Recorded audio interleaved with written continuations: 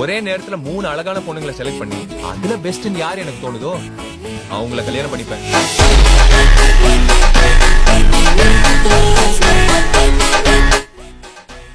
என்ன பொண்ணுடா.